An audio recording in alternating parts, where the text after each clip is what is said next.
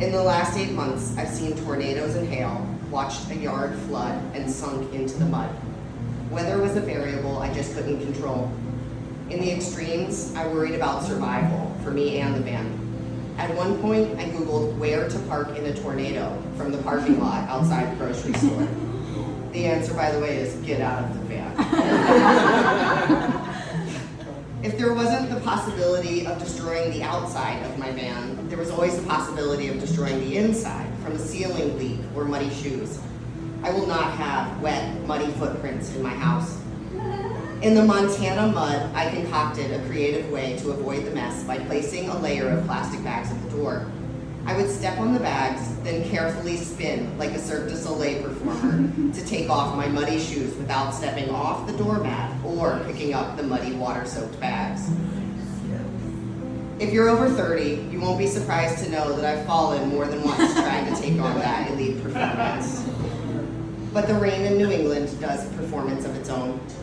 While the pitter-patter of drops on glass windows might be lulling some to sleep, the drumbeat of thunderstorms on metal above my head in the middle of the night makes me think the end of days is coming.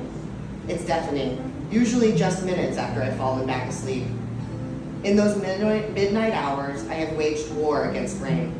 I've sworn to myself I'll never live anywhere it rains, later realizing with my awake and rational mind that means I'll be moving to some planet with billionaires. And for that, I can deal with drops. After a weekend spent in another beautiful place where it poured most of the time, I vented to a client that I was done with the rain. I knew I'd regret coming all the way to Vermont just for leaves, I complained, a thought that had crossed my mind a few hundred times as I had made my way from Montana to this northernmost rainy part of the country. I mean, they're just leaves after all. Oh, just wait, she said. It's worth it. And remember, no rain, no leaves.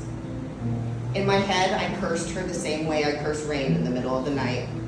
Poorly timed positivity is the worst.